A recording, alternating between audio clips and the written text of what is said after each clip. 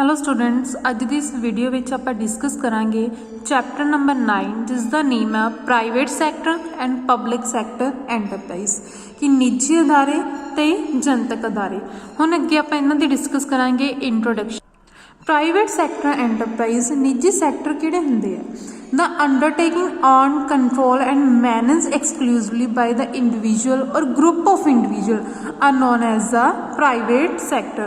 कोई भी अपनी अंडरटेकिंग, ठीक है, कोई अपनी इंडस्ट्री आ, कोई इंस्टीट्यूशन आ जिहड़ा किसी इंडिविजुअल द्वारा या ग्रुप ऑफ इंडिविजुअल द्वारा लिया गया वा उन्होंने असीं की कहांगे प्राइवेट सैक्टर कहांगे। ਜਾਂ फिर आप अदर वर्ड्स ਦੇ ਵਿੱਚ ਗੱਲ करिए all enterprise which are not run by the government, ਜਿਹੜੇ कोई भी एंटरप्राइज ਜਿਹੜੀ ਸਰਕਾਰ ਦੁਆਰਾ नहीं चलाई ਜਾਂਦੀ ਅਸੀਂ ਉਹਨੂੰ ਕੀ ਕਹਾਂਗੇ निजी सैक्टर, ठीक है, private sector. For example Tata steel and iron company एक ही प्राइवेट सैक्टर है, ठीक है, प्राइवेट इंडिविजुअल द्वारा रन की जाती है। इहदे च गवर्नमेंट की किसी तरह की कोई इंटरफेरेंस नहीं होएगी। सो ये क्लीयर हो गया प्राइवेट सैक्टर एंटरप्राइज किहड़ियां हुंदियां जिहड़े कंट्रोल मैनेज ऑन किंदे द्वारा कीती जांदी इंडिविजुअल और ग्रुप ऑफ इंडिविजुअल द्वारा। तो आप अदर वर्ड्स दे विच गल करिए जो भी एंटरप्राइज गवर्नमेंट द्वारा नहीं चलाई जाती उन्होंने असीं की कहांगे प्राइवेट सैक्टर। नैक्सट आ जांदा फंक्शन ऑफ प्राइवेट सैक्टर कि प्राइवेट सैक्टर दे की काम आ to promote new industrial unit, ये नवी इंडस्ट्री यूनिट नूं प्रमोट करते हैं, मैनेजरियल स्किल्स अपनी वधांदे आ, ठीक है, फाइनैंशियल रिसोर्स जिहड़े उन्हां नूं चंगी तरह यूज़ करते हैं, रिसर्च प्रोजैक्ट करते हैं नवी टैक्नोलॉजी नूं डिवेलप करन दे लई। नैक्सट आ जांदा ग्लोबलाइजेशन, इन्हां दा मोटिव की हुंदा सी ग्लोबलाइजेशन फैसिलिटेट करवानी है कि असीं किसी भी कंट्री दे विच अपनी बिजनस ट्रांजैक्शनस नूं कर सकीए।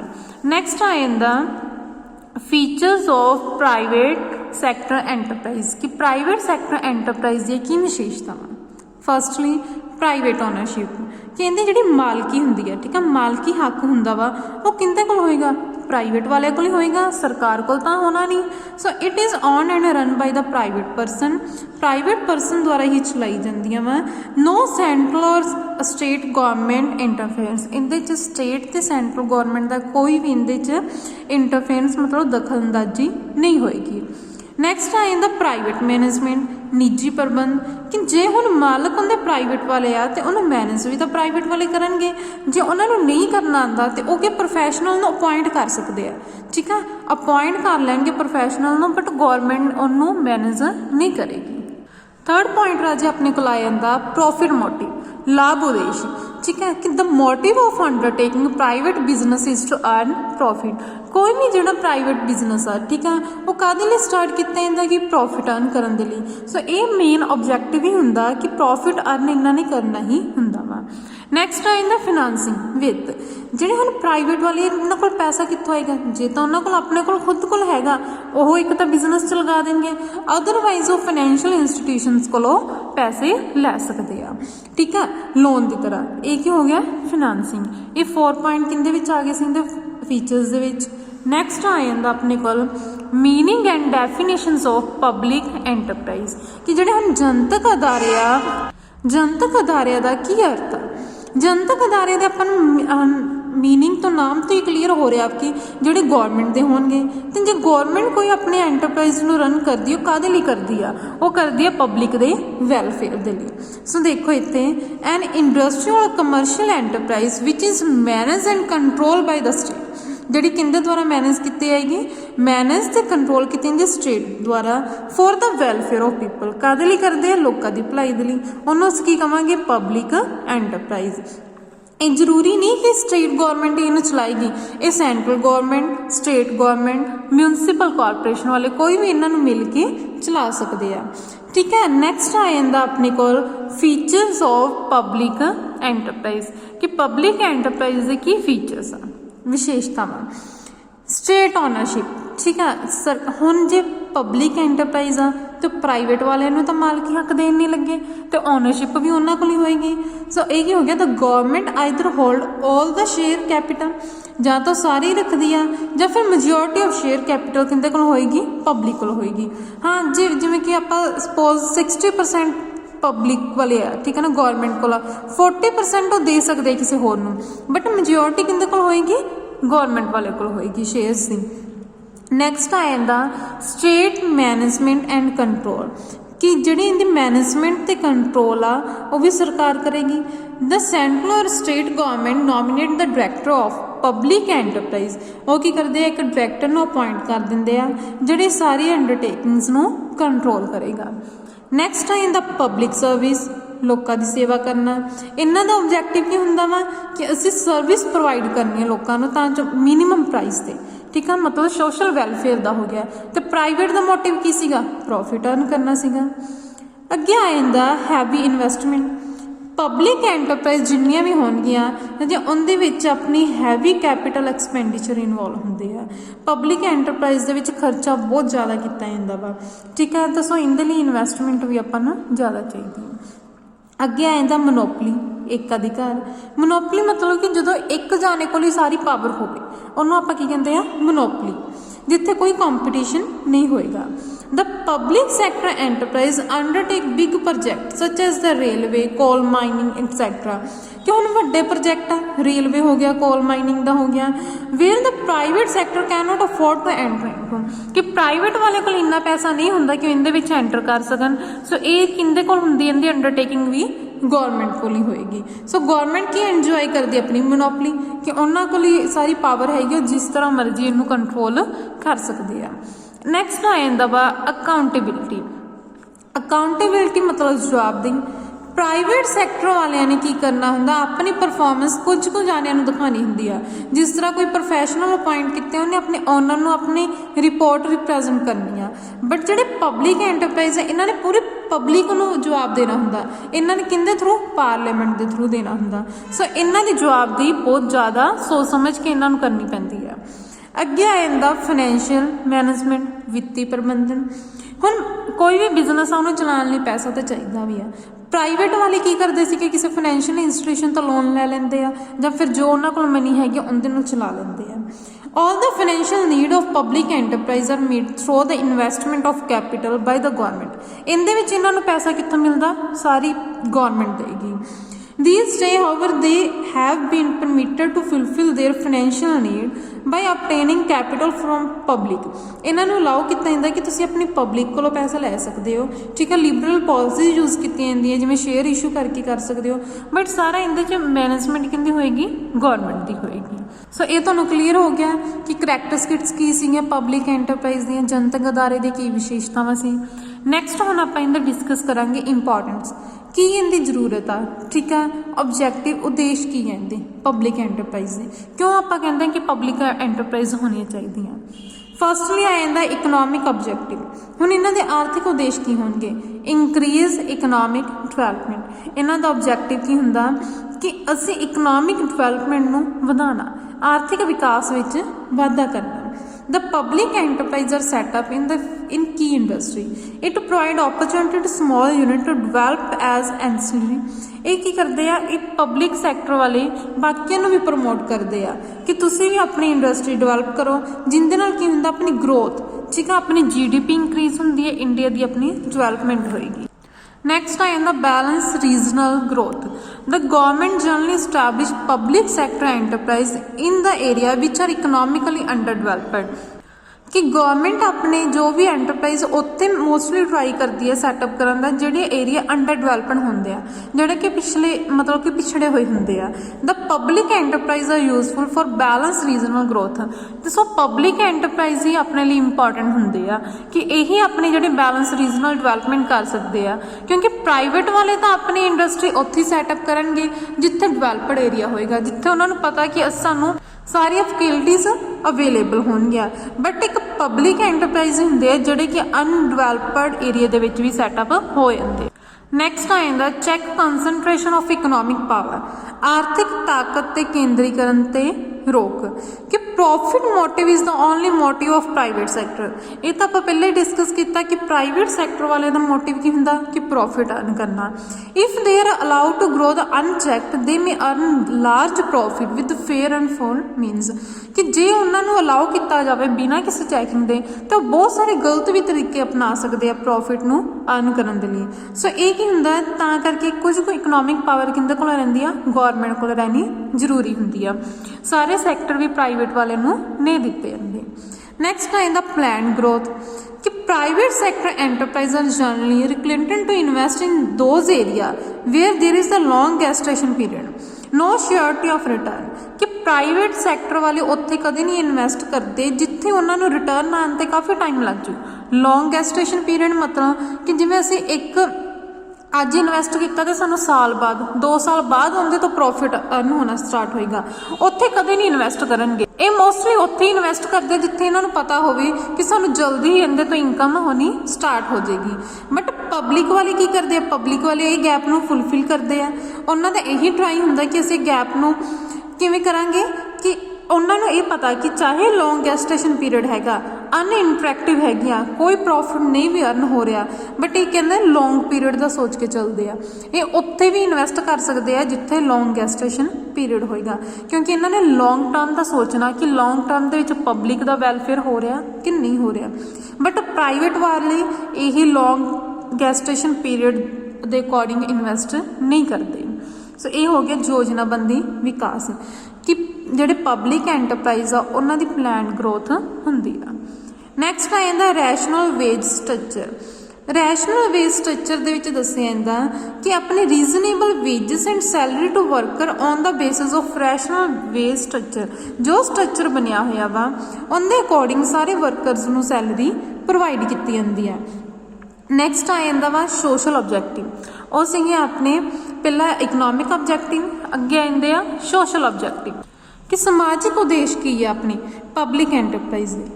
फर्स्ट चैक इकनॉमिक डिस्पैरिटी कि जो भी अपनी डिस्पैरिटी आ रही वा, आर्थिक दूरियां आ रही वा, उन्होंने कंट्रोल करना। जो भी प्राइवेट सैक्टर दे ज़्यादा इकनॉमिक पावर दे विच उन्होंने कंट्रोल करिए तो जो पब्लिक का वैलफेयर हो सके। ठीक है, अमीर ज़्यादा अमीर हो रहा, गरीब ज़्यादा गरीब हो रहा, सो इन्हां आर्थिक दूरियां नूं असीं की करना, खत्म करना। नैक्सट आ जांदा provide essential goods and service. Provide essential goods and service दे विच आ जांदा the public enterprise are establish with the purpose to provide essential goods. इन्हां दा ऑब्जैक्टिव की हुंदा सी असैंशियल गुड्स प्रोवाइड करनी है, जिस तरह coal, diesel, petroleum, mining product etcetera. Service such as transportation, communication etcetera at a reasonable price. इन्हां दा ऑब्जैक्टिव की सीगा कि असीं जिन्नियां भी नसैसिटी जरूरी समान आ उन्हां नूं रीजनेबल मतलब जैन्युइन प्राइस ते अवेलेबल करवाना पब्लिक नूं। नैक्सट आइंदा प्रोवाइड इंप्लॉयमेंट। तो पब्लिक एंटरप्राइज का नैक्सट ऑब्जैक्टिव की हुंदा वा कि रोजगार उपलब्ध करो, लोकां नूं वध तों वध नौकरियां दवो। नैक्सट आइंदा वा rescue sick unit from the closure.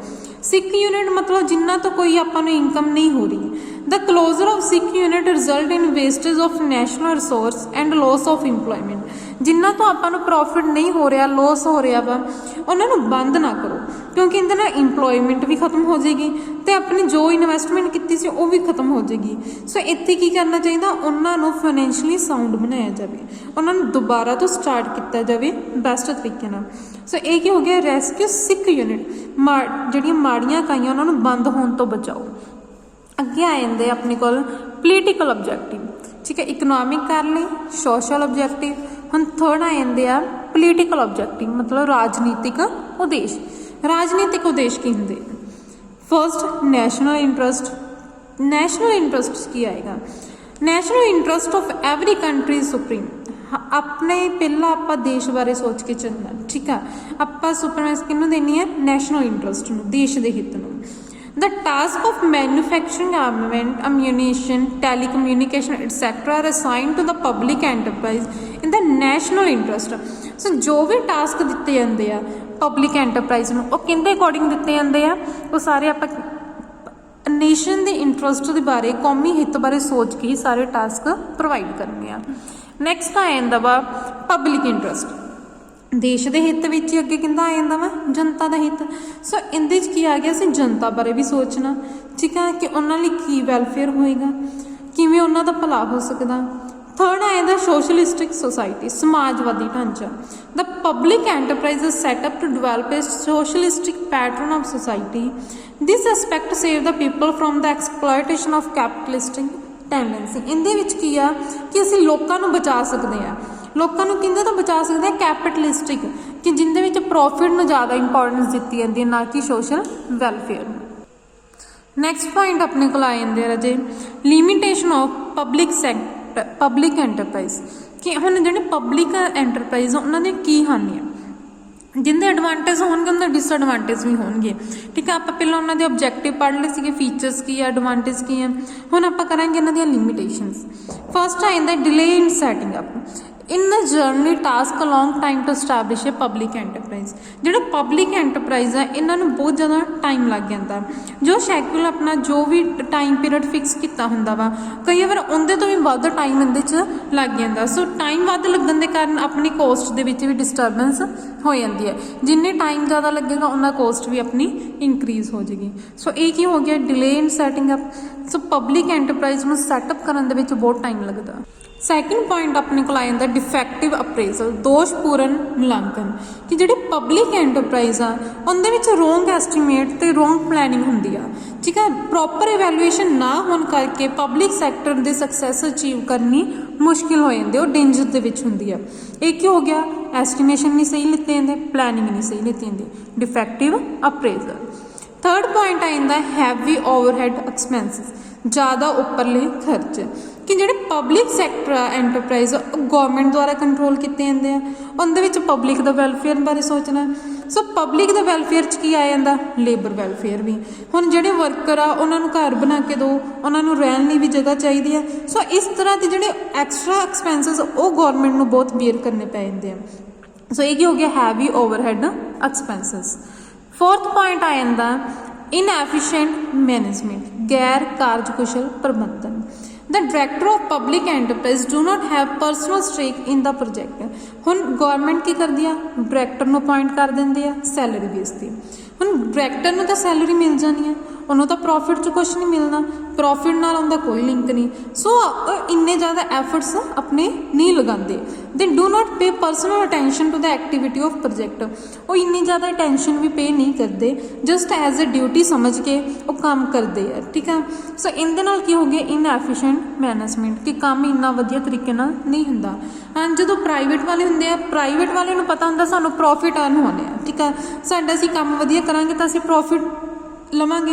ਸੋ ਇਹ ਕੀ ਹੋ ਜਾਂਦਾ ਨਾ, ਇਹ ਇਨਐਫੀਸ਼ੀਐਂਟ ਮੈਨੇਜਮੈਂਟ, ਮਤਲਬ ਪਰਸਨਲ ਅਟੈਂਸ਼ਨ ਇਹਦੇ ਵਿੱਚ ਕਿਸੇ ਦੀ ਨਹੀਂ ਹੁੰਦੀ।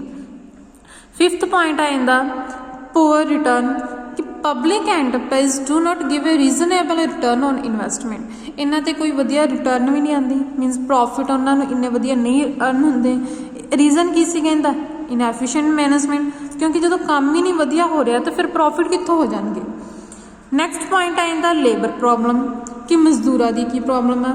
ਡਿਊ to the poor man power planning public enterprise generally suffer from strike and lockout. ਠੀਕ ਆ, ਕਿ ਇਹਨਾਂ ਨੂੰ ਕੀ ਕਿਹਦੇ ਦੁਆਰਾ ਗੁਜ਼ਰਨਾ ਪੈਂਦਾ ਵਾ, ਕਿ ਕਿਉਂਕਿ ਪਲੈਨਿੰਗ ਤਾਂ ਪ੍ਰੋਪਰ ਹੈ ਨਹੀਂ।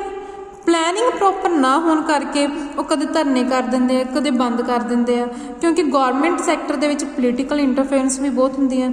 ਪੋਲੀਟੀਕਲੀ ਮੋਟੀਵੇਟ ਲੋਕੀ ਕੀ ਕਰਦੇ ਆ, ਜਿਹੜੇ ਰਾਜਨੀਤਿਕ ਪਾਰਟੀਆਂ ਉਹ ਆਪਣੇ ਫਾਇਦੇ ਦੇ ਲਈ ਇਹ ਜਿਹੜੇ ਲੇਬਰ ਆ, ਠੀਕ ਆ, ਜਿਹੜੇ ਵਰਕਰ ਆ ਉਹਨਾਂ ਨੂੰ ਯੂਜ਼ ਕਰਦੇ ਆ, ਜਿੰਦੇ ਕਰਕੇ ਫੈਕਟਰੀਜ਼ ਬੰਦ ਹੋ ਜਾਂਦੀਆਂ। ਓਵਰਆਲ ਲੋਸ ਕਿਹਨੂੰ ਆ, ਗੌਰਮੈਂਟ ਦਾ ਲੋਸ ਹੁੰਦਾ ਵਾ। ਨੈਕਸਟ ਆ ਜਾਂਦਾ ਇਨਫਲੈਕਸੀਬਲ ਫਾਈਨੈਂਸ਼ੀਅਲੀ ਕੰਟਰੋਲ, ਸਖਤ ਵਿੱਤੀ control. The financial transaction of public sector enterprise are subject to the security of Comptroller of Auditor General of India and Parliament। ਜਿੰਨੀ ਵੀ ਫਾਈਨੈਂਸ਼ੀਅਲ ਟ੍ਰਾਂਜੈਕਸ਼ਨਸ ਹੋਣੀਆਂ ਉਹਦਾ ਸਾਰਾ ਰਿਕਾਰਡ ਕਿਹਦੇ ਕੋਲ ਹੋਏਗਾ, ਗੌਰਮੈਂਟ ਕੋਲ ਹੋਏਗਾ, ਪਾਰਲੀਮੈਂਟ ਸੈਕਟਰ ਕੋਲ ਹੋਏਗਾ। So the management of public enterprise has to follow the laid down rules and regulation.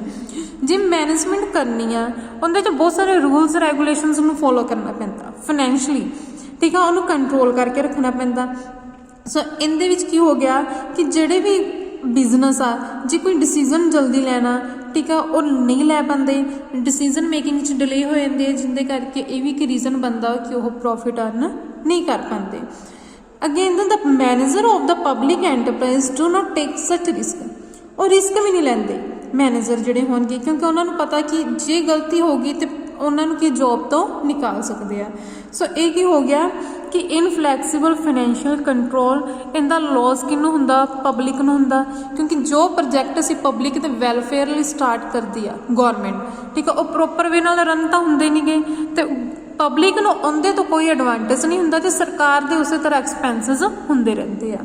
ਸੋ ਇਹ ਕੀ ਕੀਤਾ ਅੱਜ ਦੀ ਇਸ ਵੀਡੀਓ ਵਿੱਚ ਆਪਾਂ ਪ੍ਰਾਈਵੇਟ ਸੈਕਟਰ, ਠੀਕ ਆ, ਪ੍ਰਾਈਵੇਟ ਸੈਕਟਰ ਦੇ ਫੀਚਰਸ ਕੀ ਸੀਗੇ। ਨੈਕਸਟ ਕੀਤਾ ਸੀ ਪਬਲਿਕ ਸੈਕਟਰ, ਪਬਲਿਕ ਸੈਕਟਰ ਦੇ features, advantage and disadvantage. So I hope ਤੁਹਾਨੂੰ ਸਾਰਿਆਂ ਨੂੰ ਸਮਝ ਲੱਗ ਗਈ ਹੋਗੀ। Thank you.